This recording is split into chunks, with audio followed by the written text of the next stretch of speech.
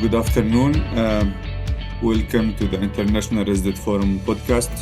I'm your host, Dr. Mohamed Badie Ahmed. I'm the leading of the webinar section in the International Resident Forum. I invite you all to, and I take this chance to invite everyone to participate and register in the International Resident Forum if you are a trainee, and subscribe to the American Society of Plastic Surgery and benefits from its website, journal subscription, and the educational materials that are available. Today, we are discussing an important and evolving topic in our field, which is aesthetic surgery training models around the world. So, in this episode, we will explore how aesthetic surgery training is structured globally. We'll also see the differences between various training pathways and how surgeons can best prepare for a career in this highly specialized field. Today, it's a pleasure to be joined by Dr. Ahmed Al-Qahtani. Dr. Ahmed Al-Qahtani is a Qatari surgeon. He's a Swedish board certified plastic surgeon since 2014, and he's also the co-founder of the Cosmesis Medical Center, a private center of plastic surgery in Qatar. Dr. Ahmed graduated from the Royal College of Surgeons in Ireland in 2006, then joined Malmo and Lund University Hospitals in Kingdom of Sweden, where he was awarded his degree. After that, he joined back Ahmed Medical Corporation as a plastic surgeon. And then since that time, he's the vice chair of plastic surgery department in Ahmed Medical Corporation. And he's the past associate program director of plastic surgery residency program. Dr. Ahmed has a long experience in aesthetic surgery in both private and government hospitals. He's also the founder and the program director of Body Contouring Surgery Fellowship that will start soon in Hamid Medical Corporation. So it's a pleasure and privilege to have Dr. Ahmed with us here to speak about and share with us his experience in aesthetic surgery training and provide us with valuable perspective to this discussion. Dr. Ahmed Al-Qahtani, thank you for joining us today. Thank you so much, Dr. Mohamed. Thank you for the great introduction. It's a pleasure to be on this platform. Okay, so I think you've covered most of the things, but I'll just elaborate a little bit more. Of course, I graduated from the medical school in 2006, and I was always interested in plastic surgery even before that. So I came as a like you could say like a student elective in the plastic surgery department in Qatar. And when I found the opportunity to go to Sweden to do the residency over there, I just went there in 2009. As every plastic surgery residency, we just started in the like the core plastic surgery residency kind of pathway. So I went through all the core modules, including, of course, pediatric plastic surgery, some very minor reconstructive surgery. My degree was more focused on aesthetic surgery more than reconstructive, so hand surgery or maxillofacial wasn't a part of it, although some of the cleft surgeries I was exposed to in the beginnings. That training ended in 2014 when I was awarded my degree, as you said before. When I came back to Qatar, I worked as a specialist for a couple of years. I was very much exposed to the demographic of patients here in Qatar. Of course, that's very different from the training that I had in Sweden, being the expectations of patients and all that. And then in 2016, I became a consultant. And since then, I was like purely focused on aesthetic surgery itself, the general aesthetic surgery, and mostly also in the body contouring part of it since then. Let me ask a question related to this. So what inspired you specifically to pursue aesthetic and body contouring surgery, apart from all other subspecialties of plastic surgery? Well, of course, when you first start, you get exposed to everything. But with time, I gravitated towards aesthetic surgery more than anything else. Maybe, of course, I could say like the generic talk about, it has the technical precision, it has the artistic judgment and all these things. But I think it's just a part of my character. I like more the aesthetic part of things. Of course, I have like the kind of the cliche kind of I used to paint when I was young and all these things, but I think I just liked it altogether, and I like to see the beauty in things more. And also that my training helped because I didn't do much reconstructive as well in my training, so I solely had just aesthetic surgery in mind. So I just like ended up doing just aesthetic surgery. And of course, you have to do something that you're, I don't want to say I'm good at it, but something that you can do well, which is very important. Sometimes a surgeon likes to do something, but he just messes it up. So it doesn't mean that you just go to it. So it's like a win-win situation in that way. So I just ended up just being an aesthetic Doing. surgeon altogether. That's lovely. So how is you are an internationally trained plastic surgeon? How does this international training shaped your perspective on aesthetic surgery education? Of course, when I went to Sweden, Sweden is known to be kind of a go-to place for the aesthetic surgery in Europe, mainly, being that it has like the yearly beauty through science symposiums and a lot of well-known plastic surgeons in aesthetic surgery itself are from Sweden and from the Nordic countries anyway. So when I went there, the techniques that I've seen there and how they tackle patients and how they deal with patients, it's all about, it's not just the body form or the form of the body itself. It's about the quality of the skin that's over the actual body that you work with. How do you suture, the type of sutures, the body the approach for ethnically wise, and all these things. So it's not just oh well, I have this flap of skin, I need to be removed and sutured. It's not that at all. It's just you have to deal with the patient as a whole. That's how what was taught when I was there. So when I came back to Doha, I had some challenges at the beginning because the type of patients are different and expectations are different. And I think with our talk, we'll talk about a few things that the challenges that we had here in Doha, maybe, or like in the East at all, like as a whole, I mean. So there they teach you like that there is no single correct way of doing things. Of course there are the principles everywhere, but it also highlights the importance of of like the structures that you work with, and of course they emphasize on education, research, and all these things that maybe at that time weren't so abundant here in our part of the world, not like Mm. as we have now, I So it's guess. like a structured training program. Yes, it's a structured program. So when I went there, of course, it used to be more than of an apprenticeship. So the doctors used to go there and just meet up with the professor that they know from before, for example, and that's okay. I'll just shadow you. Whenever you're there, I'm there. Whenever you're not there, I'm not there. Whenever you're in surgery, I'll just join in. But when I went there, I said, okay. They said, no, you will be a resident as anybody else. So I took on calls. I used to go evenings. I used to have my own clinic. I used to have my own OR time.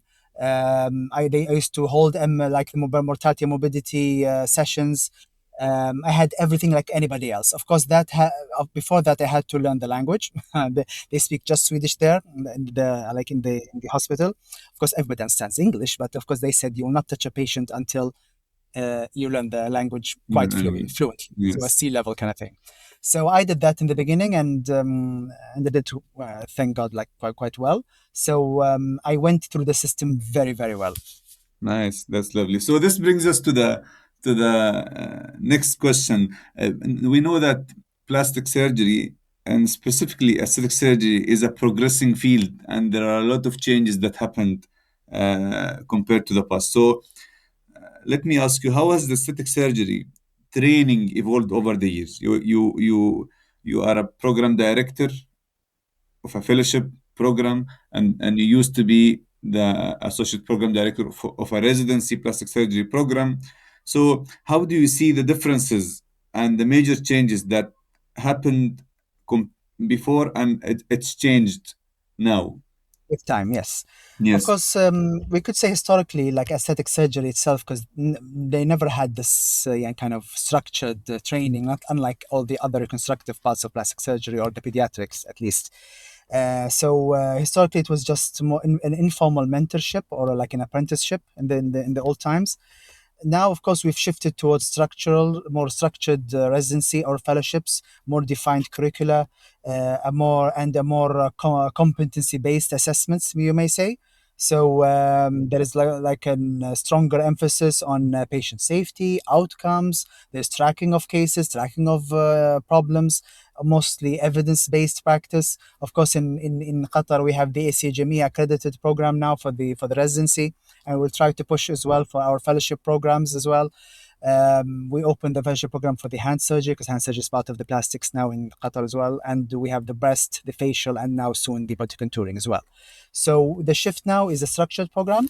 There's well, I stayed with this so and so doctor, and he thinks I fulfilled his expectations. Here's a paper saying that I can do the surgeries.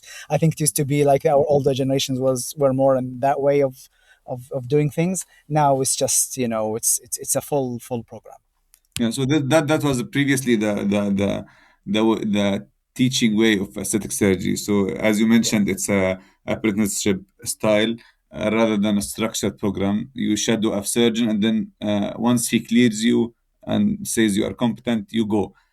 Currently, what do you what has driven this change? What are the demands that driven this change for a need for a structured program or structured teaching pathway for aesthetic surgery, shifting I from think, that yeah, apprenticeship to a program structured program. type? Exactly. Yes. I think aesthetic surgery itself has become more complex and more maybe scrutinized by everybody, doctors and patients, including patients, because of social media, because of like they're well informed, and the expectations has become higher, and complications are well kind of not tolerated, and they are kind of shared between patients. So an informal training is no longer enough to guarantee consistent outcomes. So they want something that's on paper, and in the doctor itself, that shows that he had done the formal training. Like, as maybe as we sit in our clinics and patients tell us, how long have you been in the field? How many cases of like my case have you done? Where have you trained? Do you have papers published? And I've had these questions from patients. So the structured training now is a must, and a board certification is just a no brainer. Yeah. Okay. So great. You've been exposed to plastic surgery and aesthetic surgery in Sweden and also in Qatar. From your international experience, how do you see aesthetic surgery training models differ across the region? What differences you saw in Sweden that are not in Qatar and vice versa? So if we take it as a hierarchical structure, you may say, maybe the fellowships for example, or the residencies in North America are more highly structured and well defined because they started way before us, and I guess they're the ones who put the building blocks for everything. So they started early, and they got the accreditation early. After them comes Europe. Europe has a more variable like programs. In aesthetic, it's not that structured in many places, and they are mostly short and mostly driven, maybe company driven, maybe you can say. A lot of them also are kind of driven by private sector. For example, in Sweden, we have Academy Kliniken, which is a very famous clinic, and they actually have body contouring fellowships, but they are only 6 months. So they are not the same as the ones you would have in the US, for example, or Canada. So they're less like standardized. There's less standardization, you may say. Here in the Middle East and in Doha, we are rapidly evolving, of course. We're very interested in formalizing our training. We have pushed miles and miles in our training since I came back. I think we got the accreditation for the residency, I think 2 or 3 years after I arrived, and since then we have graduated many of our residents, and now we have 3 fellowships ongoing, and the fourth one is on the way as well. So the mile that we have come is major, and but still we're still reliant on some international exposure. We still need some international input. That's why we have some of our like famous surgeons, or like the key surgeons in some sub specialties in the plastic surgery or aesthetic surgery still come to us. They do some of their high niche surgeries with us, and we still learn and go from there. That's lovely. So since you spoke about the main differences, what are the main strengths and limitations of these differences in training programs or training pathways around the world? What do you see as the strength and weaknesses in each program? Okay. I think mostly we here in our part of the world, I think the major issue or the major weakness, or maybe you can say not weakness, maybe limitation, is the adaptability of the outside programs to our program. So, for example, like when I was doing the body contouring program here in our organization, there's a lot of things that don't go with us. I know that the latest trend is like in the last couple of years is where the how people perceive themselves. There are a lot of psychology in the issue. There is a lot of course, the transgender surgeries as is a major key factor now at the moment, and that doesn't apply in our part of the world as well. So a lot of things that I had to kind of remove and modularize for our part of the training, and that actually disrupts a lot of the ready-made structured programs that have seen. So really, our major limitations have to formalize something that's specially for us, that suits us, that covers our part of I don't want to say our part of the world, but our part of culture maybe. It has to be culture appropriate. It has to address our like people, you may say, our expectations.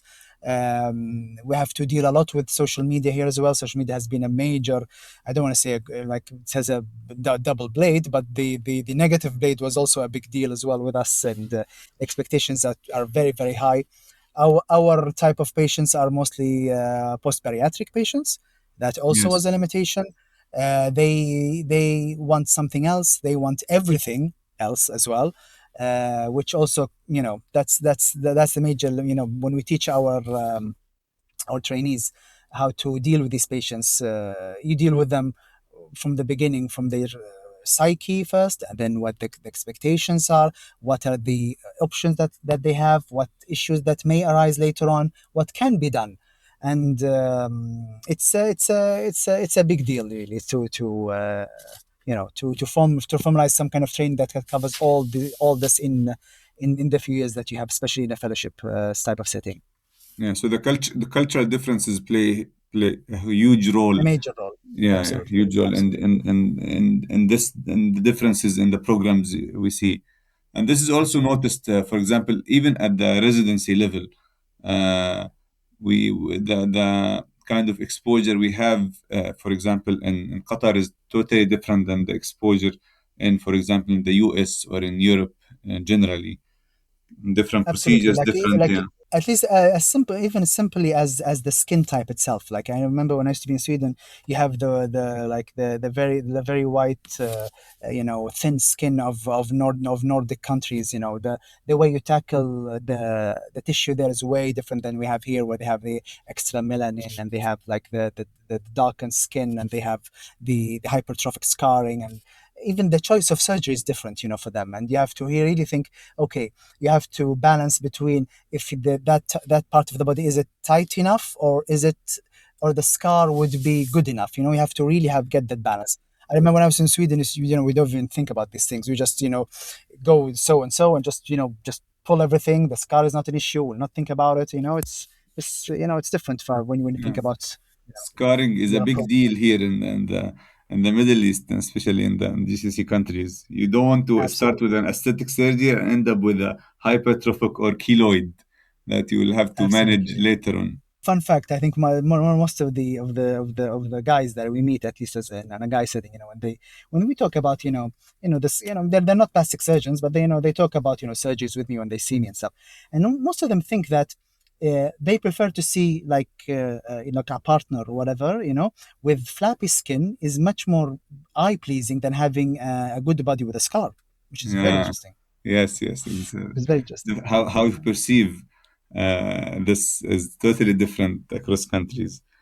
So, Absolutely. based on your perspective, what elements define an ideal aesthetic surgery training model? So, since you said there are huge Yes. differences and there are limitations and weaknesses, so what are the ideal aesthetic surgery training model you think? Yes. I think there's a few things that make a good training model. I think the first one is a very well structured, all-around curriculum. That's very important, very, very clear to the trainee. It's like balanced across the years, covers the most things that you need to be, exposed to. That's number one. Number two, which is also it's a limitation, I think, in some countries, but I think in Qatar is not an issue, is the high surgical volume. I think when I talk about body contouring, at least that's not an issue here. They have a very high surgical volume. We even have years of waiting list for them. So because of the post bariatric population that we have, the third thing I think is good mentors or a strong mentorship. Yes. I think you need good mentors to be with you. Hands-on mentorship. They allow you to work. They observe you. I know some of our trainees maybe they lack off. The mentor need to also put in. Come. Like for example, Dr. Mohamed, please come with me. I have this interesting case. I want you to do it. You've done it last week. This week there's a more challenging part of it. Come and do it. You have to, we are human beings. We need to be pushed every once in a while. That's my view of things. And then the maybe the fourth thing is a good assessment. There's no point of having a good curriculum with no good assessment way. So an objective, competent, good assessment. It could be a continuous assessment. It could be an exit assessment. Depends on how you look at things and how things are in your organization, I guess. I am a type that like continuous assessment, for example.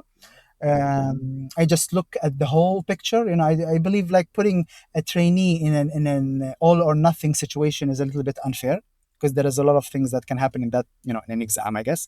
A continuous assessment is the best way. You look at him, how he deals with the patients, how he chooses patients, how he plans his patients, and then, the whole thing. And what else?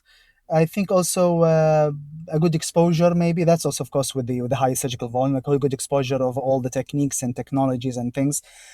In my program, for example, when I've done it, we in the governmental hospital, we're not exposed, for example, to high energy devices, which is the thing at the moment now and all over the world. Okay.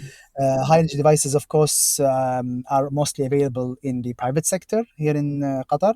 So in my program, I have about 6 months to 8 months of our trainees going to the private sector and seeing how these devices are used, where they are used, their limitations, the type of patients that can work with these things, how you can combine them with the surgical part of the body contouring. These are very important as well to be part of a good ideal all over model for training, I think.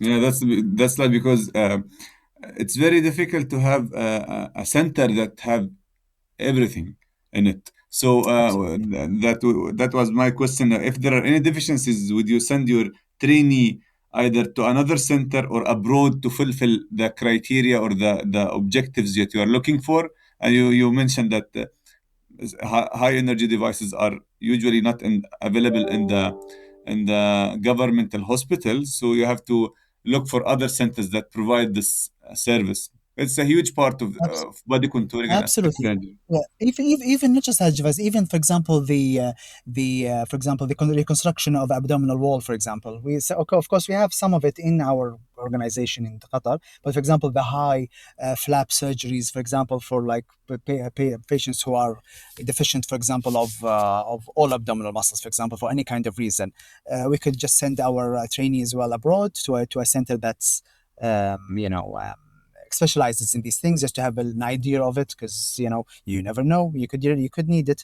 These patients that have multiple surgeries, you cannot just, for example, just suture up their muscles of the abdomen, for example. You need to do something else. Maybe a mesh is not enough. Maybe you need to do something, so it's just like, I don't want to get into details, but I think the last 6 to 8 months of the fellowship especially, it's a plus or minus for the deficiencies that you have at that time, so either you have something available in the country you're in or nationally or internationally, I think.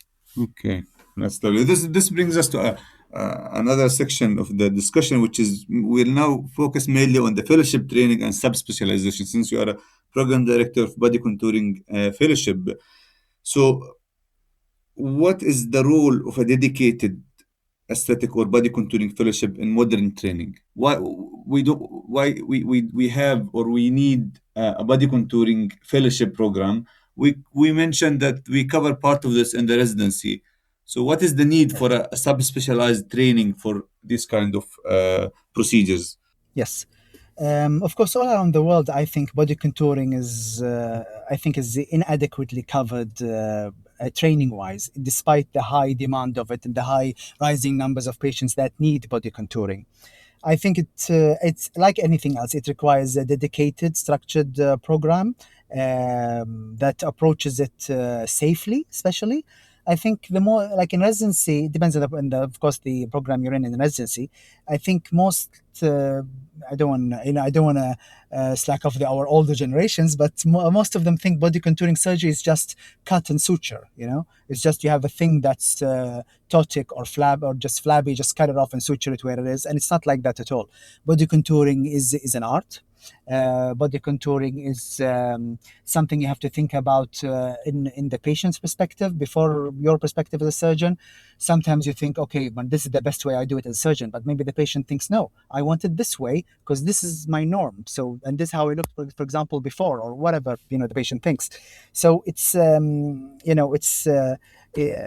I think there is a lot of competencies that you need to be covered by a proper training program, especially for the body contouring. Either it's a technical proficiency, for example, or for example, patient selection. That's the most important, patient selection in body contouring. I think the most problems that you hear about body contouring regarding patients, being septic or having wound issues or going into a coma, for example, is just purely patient selection. Patient selection as if the patient is ready for the surgery, or a selection of your surgery or the number of surgeries you're going to do in one setting. So that then comes the judgment, the judgment of the doctor that actually has sometimes to be learned. So I know some of you guys think that it's a common sense. It's not common sense. Some people have, No, it's not. taught a It's an common sense. experience sense. Yes. So Exactly. So the judgment that is really important. yeah, that's very important you mentioned, and so this brings us to a point where we believe now there are gaps that are in the residency program, especially related to the body contouring or aesthetic surgery. So, what are the gaps in the residency program that the fellowship is trying to fulfill? Yes. Of course, the gaps. Of course, as I said, the judgment. As a residency, just follow your senior. The senior said so. You just do it. At the end, maybe you could argue for a while, but probably do what he wants at the end. Patient selection, as I said, also is important. We have complication management. As we say, Okay. as surgeons, if you cannot deal with the complications, you're not a surgeon. When you do something, you need to learn how to, deal with the complications that may happen. That's also very important to learn as part of the fellowship. And of course, the decisions that you take, either maybe ethical, maybe some of them, maybe aesthetic, maybe technical, whatever decision that you have to make. This is, and I think most of the fellowships make you the go-to guy so you need to take the decision. I know if you don't have the ability to take a decision, then you're not really ready to handle your own patients, and that I think differs a trainee from an already trained surgeon, if you want to be Yeah, like this is the put it difference that way. between a resident and a consultant, the Yes, well, decision we making. put it that way. Exactly. Yes. So that's you mainly focus, as you mentioned, in your residency, you mainly focused on aesthetic training, and currently you have a private practice and governmental practice, and mainly you do aesthetic surgery, as you mentioned in the beginning. So, what motivated you to establish a body contouring fellowship? So, what are the motivations behind this establishment? As you are not a program director, you are the founder of this fellowship program. So, what are the motivations that pushed you to take this step? Yes. I noticed since I started the private sector, especially, I was also involved in the ministry as well here in Qatar, and I'm a part of a like you could say, like a committee that actually follows I don't want to say mistakes of doctor, but maybe the shortcomings of some of our surgeons. And I've seen that people who do body contouring, either in Doha or from abroad, that come and do operations in Doha, they lack a lot of things, and most of them lack actually the training. Most of them think that body contouring comes with the residency, so they think the residency training is enough to be a body contouring surgeon, and they actually. And that shows actually, as we said, from the patient selection and the operations that they do in one go and all these things. And they actually, uh, when you sit with them and talk to them, why did you do this? What was your opinion about this? They actually lack even the slightest kind of basics, I want to say, of common sense, again, as we say, and the basics of the proper training to be a safe body contouring surgeon. So from there I said, well, why don't we have a proper training for our trainees? They should learn the things that we've talked about. For example, they should know when to stop. That's very important. uh, they know which patients are the ones to be done, which patients are no, you're dangerous. You will end up with a complication that we will suffer for months or years. So from there I said, no, we need to have a proper training. Body contouring is not less than anything else, not less than hand surgery, facial surgery, breast surgery. From there I said, okay, we talked to our seniors, and we said, yeah, well, we should go and have a body contouring fellowship here in Doha. And I think it's one of the first maybe in the region. I would guess, because I've looked around and we don't have anything around us, at least. So it's going to be like a nice pilot for us here, and hopefully it'll be an international recognized one very soon. Inshallah, it's a very important step that is taken to Yeah. as part of a problem-solving process to overcome this. So this brings us to a very important point about the core competencies that every aesthetic fellowship should provide. What are the competencies that should be provided and covered during the fellowship? Since it's a highly specialized training, what competencies are you providing in this fellowship? Okay, so competencies come in groups. Some, for example, we have the technical proficiency competency. That's something that we actually didacted to our trainees. Then comes, for example, the judgment competency, and that, of course, patients learn with us. We of course, we have courses about ethical issues, how with that word, judicial issues, for example, that for example are covered in our courts. These are all covered also in the judgment part of aesthetic surgery or body contouring surgery. For example, then we cover, for example, patient selection. That, of course, we sit with the anesthesia, we sit with the patient itself, himself or herself. We sit with our colleagues. We do MDT meetings, for example, for the patient selection. Not everybody can undergo these type of surgeries. Another competency is, for example, which covers the mortality, morbidity, complication management, wound management. What else? All these kind of things that scar management, all these things that come after surgery. As a plastic surgeon, you don't just like cut suture and say bye bye. You have to follow patients for months or years, and most of these patients, they need 2 or 3 surgeries, stage surgeries. So they just, you really need, they become you become like a family member with time, especially some of them who need a lot of work. I think the most important thing as well, we have to ensure um maturity and responsibility. For example, the trainee will start as observing, maybe at the firstly, then they assist, and then they perform under supervision, and then they become independent surgeons, and then they be part of the decision or become the decisive surgeon. Uh, and then they could, at the end of the training, they could even oversee the new trainee that comes after them, for example. So it's like, handing uh, the flag, or whatever we want to call it, for the second generation. So these are most competencies that you have to look for in every program. That's lovely. Then how do you, this is a very important, and this is also like a controversial point usually people talk about. How do you assess this? You said they should gain maturity and the technical and decision-making skill.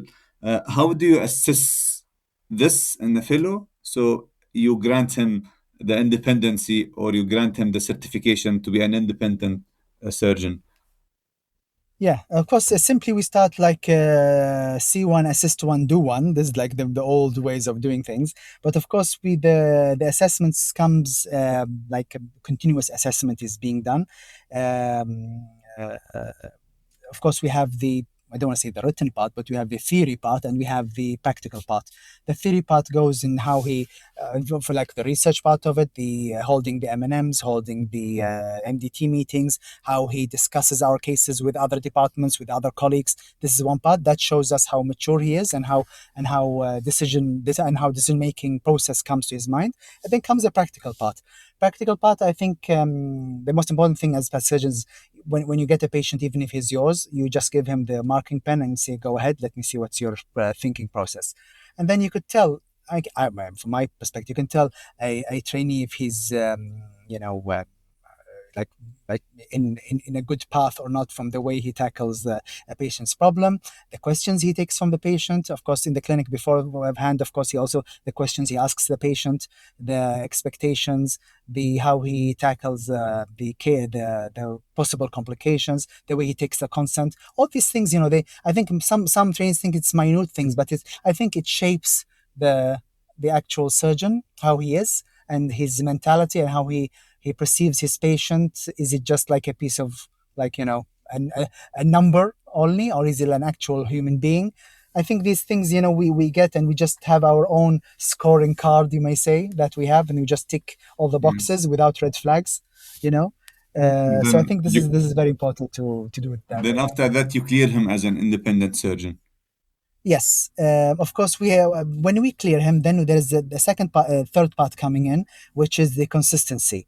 Of course, Okay. then we have like a period of overseeing, which is not very closely, maybe remotely, a little bit. We look for consistency in outcomes, and his judgment in few things. Like for example, I sometimes, what I do, I select one of my trainees and I say, okay, I'm going to send you this patient, please help him, and then just do, and I keep it nice and simple, and then I just look how he held, how he, and then ask the patient, for example, the patient I know from before, did you see, for example, Dr. Mohammed, how was he with you? Were you satisfied with his way of treatment? What did he offer? What is he planning to do for you? And then I look, for example, at the charts. What was his plan? And all these things you have to really, I know it's not like you have to kind of follow him around and see what he's doing all the time. It's just for a period of time, just to see that your training has paid off. And you could do it in a few occasions with a few type of heavy or complicated kind of cases. So it's like a 360 assessment.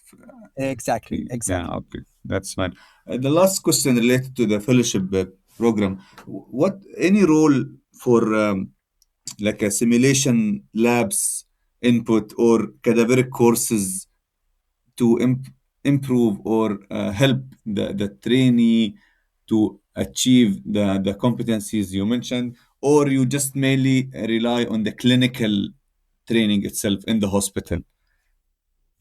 I think the cadaveric or the simulation labs are excellent, especially for the early skill acquisition. For example, in anatomy, especially, I think as a like when you do surgeries on on a live patient, it's not the same like when you do on a cadaveric. A cadaveric, you could actually dissect everything, see everything. So, for example, especially like vessels, nerves, like muscle fibers. Sheets, all these things you go through and know the exact plane that you should be in. I think maybe for body contouring itself, you could be a bit limited, but especially for facial, for breast, I think they're quite important, especially in the early stages of the training itself. I mean, the anatomical wise. Um, I think, well, this is a little bit controversial, but I think we should utilize the companies that work with us, especially for the devices and these things. We should encourage them to be part of our programs. We should encourage them to have seminars. We should encourage them to show us the actual science behind their devices.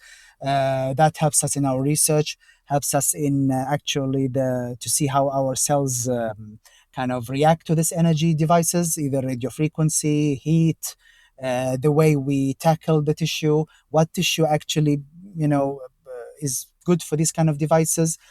I think that's the way how to develop. I think most of these devices actually developed by doctors. So how these doctors, when it came to this, is just by it is actually, I think this is how it's done.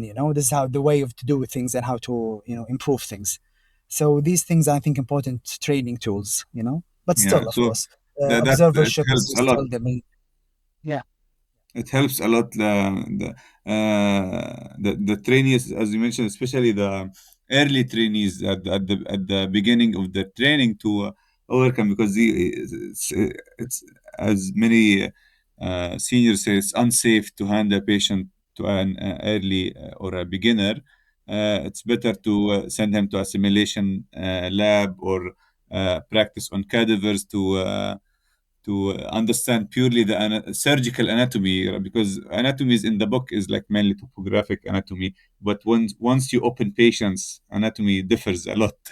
So it's Absolutely. yeah, I think theory is I think totally different. the bleeding part is the whole another world, when you have that into play is different, especially with the post-bariatric patients with body contouring, especially because this is one of the major issues that we have with these type of patients. So it's way different. But as you said, anatomy, I think with cadaveric or simulation labs are the best in that way. Okay, that's always. So now we move to the challenging part. So the challenges in aesthetic surgery training. Oh, from Yeah. your experience, since you developed the body contouring fellowship and you used to be the associate program director for plastic surgery residency program, what are the biggest challenges trainees usually face when they pursue aesthetic surgery training? Biggest Yes, challenge. of course. Yeah, I think we have like global challenges, you may say. Some of them, for example, I like we have limited access to high quality structured fellowships. For example, I remember when I was doing the Bodycon fellowship, I think I looked around and I think I just found like one or two or even maybe three, and none of them is actually passing the 1 year mark. Like some of them are 3 to 6 months, which is very challenging if you want a proper training. I think the also another issue is the financial burden. I know a lot. I know sometimes running simulations, running cadaver courses, running these things. I think it's a financial burden. If you don't have a support from your organization, it's also a big hassle, really. And if you want to send, for example, one of your trainees abroad, like thank God in our part, like in Qatar at least, we have these things covered. If you can plea if you can put your case properly with our medical education department at least. But I think in other centers they don't have that kind of luxury. We have also another issue that is like inconsistent training standards. We have issues with our mentors sometimes. Not, as you said, not all mentors or not all supervisors they like to give the knife to the trainee. They have ownership of their patients. So they said, no, no, no, you'll not touch this patient. No, no, this patient is a special one. No, no, this patient is a VIP. Whatever these kind of, they have this kind of mentality, and that's not the way of how things should work. If these patients, they should be, told that they are in a training facility. They, of course, they will not tell them we're going to train on you. It's this, there's a way of how to put things, but they should know they're in a training facility. There are, it's an educational hospital. We work as a team. It's not a one-man show. All these things, the patients should be educated about these things. And this is kind of a limitation, especially with the cultural way of here. Some of our patients come for the doctors, for a special doctor under his name, and I want Dr. Ahmed. I want you only to touch me. Okay, that's not gonna work. Yeah, You know, that kind of thing. that's a bad day for the Uh, trainee. yeah, exactly, exactly. Or for example, well, I'm a female. I know any males to be in the room apart from you. Okay, but my trainee is male and my other resident is male, and that's not going to happen.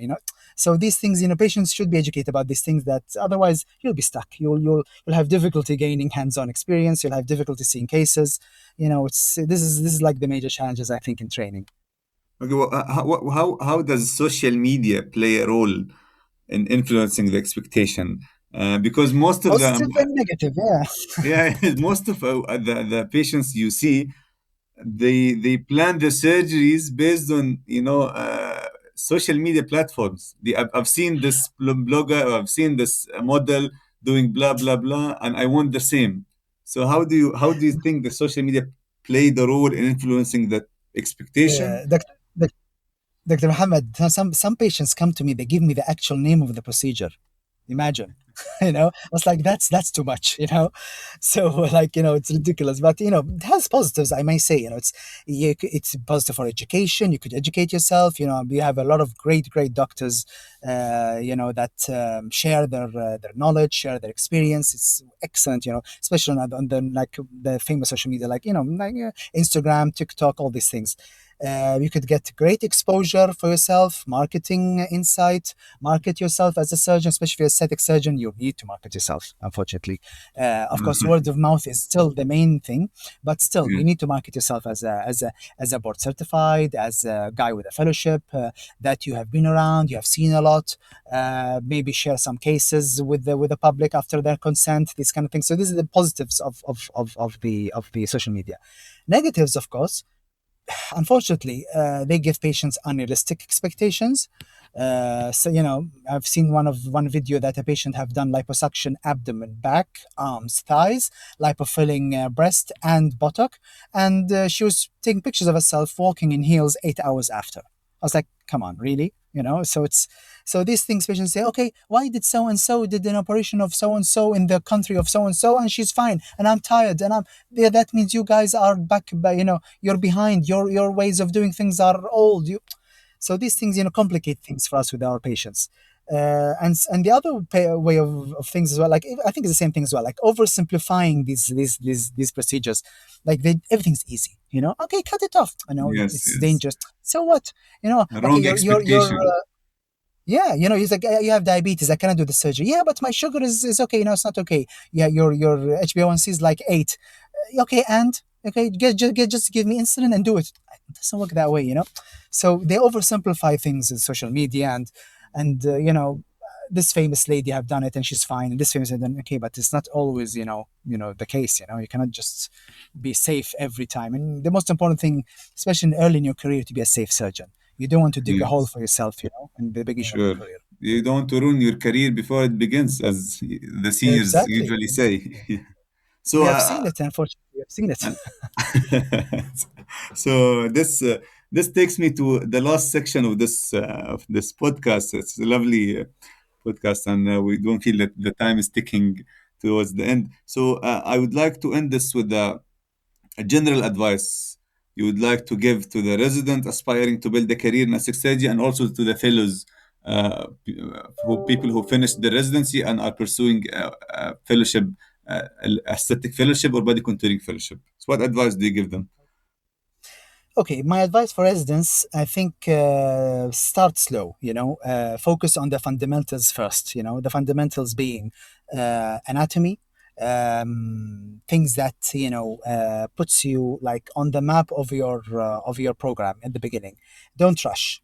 Don't rush into aesthetic surgery. I know a lot of our programs, especially in residency, they have reconstructive surgery as the main bulk.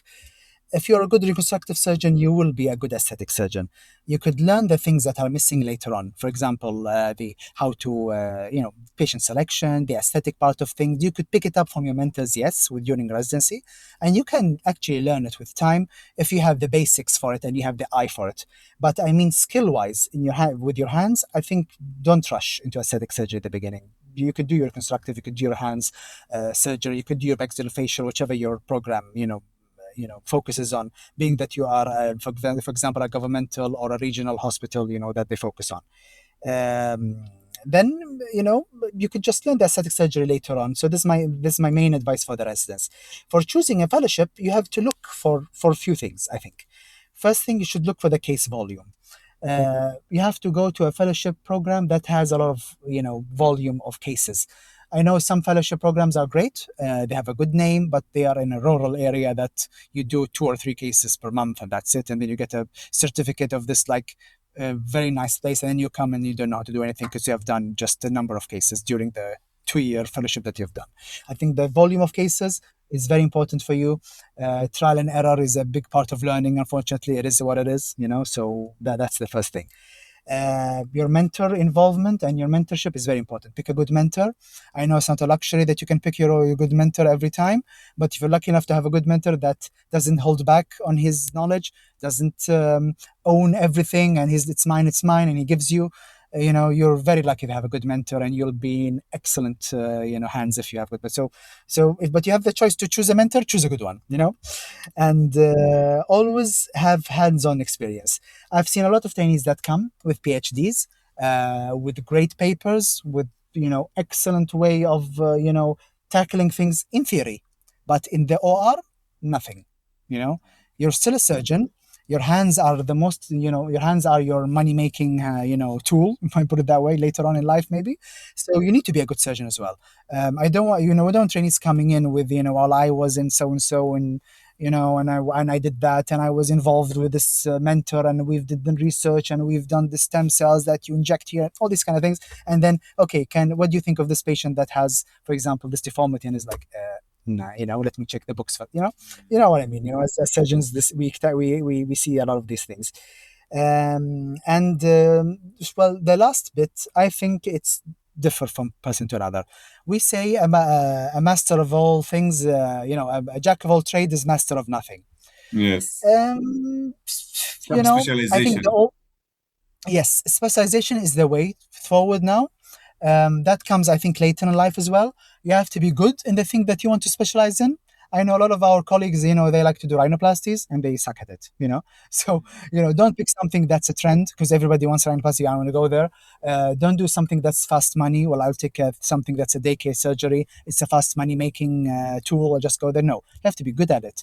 You have to know how to deal with the complications of it, the type of patients of it. So your specialization is the way. So during your training, I think we tend to lean to the thing that we like, to the thing that has the most rewarding outcome to you as a surgeon, as a person. So I think this will come with time, I think.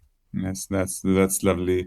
Dr. Ahmed, thank you once again for sharing your valuable insights and for this enriching discussion. Your perspective on this evolution and the long experience you had and the importance of a structured fellowship programs has been truly enlightening to us and to our listeners. I would like to thank the listeners for joining us for this episode of the International Resident Forum podcast, and we hope this discussion has provided a useful guidance and inspiration as we navigate our training and career pathways in plastic surgery. Until we see you next time, thank you all for listening, and I wish you a lovely day. We hope you enjoyed this episode of the Enhance Your Practice podcast series brought to you by ASPS University. You can listen to our other episodes on any of the podcast platforms where they are currently available, or you can download recordings directly from ASPS EdNet. New seasons and episodes coming soon on practice management. Please contact ASPS Education with your feedback and suggestions for future podcast topics. Thank you for tuning in.